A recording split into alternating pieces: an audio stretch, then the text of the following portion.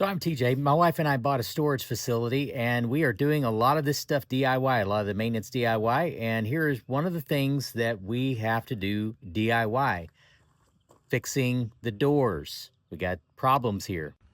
Today we are going to be replacing this. This door seal, as you can tell, has had better days on our roll-up door. This is a Wayne-Dalton DS-75 roll-up door. I think they still make them and sell them according to their website. And they don't have a whole lot of instructions or anything on their site about these door seals, but as you can tell, this one has seen better days possibly. But these are super brittle and they have got to go. So I found it online. They make it at this, or they sell it at this place. There's a couple of outfits, North Shore Commercial Doors, where I bought mine. And they sell it in rolls. And this is what it looks like. And then look how pliable that is and soft that is. That's the replacement for it. And so I've got to take this and replace that. I've already done this one. And as you can tell, it's not staying inside the track. I don't know if anyone has a tip on how to make it stay inside the track. Maybe I need to put a spacer in here to make this door pop that way. But that's the finished product on the one that I've already done. So I'm going to take you through all the steps that I took to do this one on the new one. So something you have to be careful of is when you bring this up, do not, I repeat, do not push the door all the way up. The reason why is that door will not have anything to stop it and it will just keep wrapping around and it will whack you in the head. How do I know such a thing? Because it did it to me yesterday. But for precaution's sake, you want to hold on to the door and make sure that it doesn't move up whenever you take this bar off or when this bar falls. And be careful while you're walking through this because this could possibly fall off here.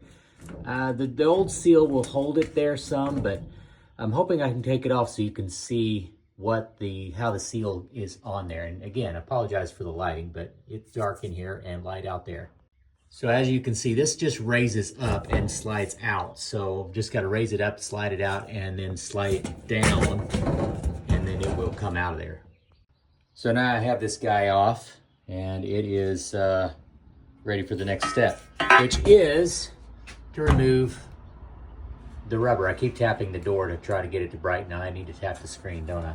So this just pops out of here. And as you can see, there's a channel. As you're dismantling it, there's a channel that this goes into. This edge here actually rolls into that. And you'll see when we go to put the new piece on. Discard. Well, do it responsibly. So unlike other doors, I can't just take this and unroll and just attach there. I need to, it takes a lot of finagling. So what I'm gonna do is I'm actually going to unroll this on the back of the truck and use this as a template to measure it with and to cut it. I will cut it straighter than this piece. This was kind of janky. And so I have this rolled out and I just put the bar right up on top of it. Got it to the right length and now I'm gonna cut it and now I'm ready to install. All right, and there is my finished cut piece with nice flush ends. So what I've got to do next, and it's hard to do this with one hand, but you see how this is as that shape. That shape has got to go around the edge of the door edge there, and it will actually pop on there. I'm going to do a little bit of it, and you can see how that does that. That's just beautiful. So it actually has to go flush up against there. So you have to kind of give it a little bit of a twist and a pop, and you'll feel it pop around there. You don't want it to be still buckled up there. It's got to go up like that. And then you just continue down the door, and then we'll show you how to put the little bottom piece on. Okay, and voila, this is the installed piece of rubber. And it is on there nice and smooth. I got a little bit extra on the ends just to give us a little bit extra splash reduction, I guess would be the word of it. But it's on there. Now all I need to do is put the metal bracket on and bolt it on and we're done. I'll show you the next steps just because there could always be confusion. So that slides back in there and it goes in there pretty smoothly. You just got to line up the bolt holes and now we just got to put the bolts back in.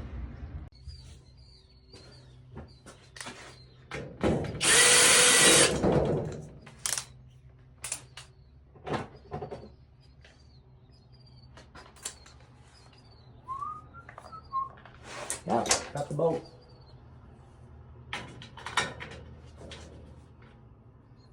Get it on there and get it started. I don't think there are any torque specifications, and no, I do not have a banana to scale. Leave these two middle ones open because you got to put the handle there. And then we put the handle on like so. And then we're done. And this is the finished product. And that will seal up nicely. So if you like this kind of content and you've learned something and you want to follow a guy that's learning as he goes, and maybe I can help you out, help me out by giving me a follow and a subscribe. We'll enjoy the ride together.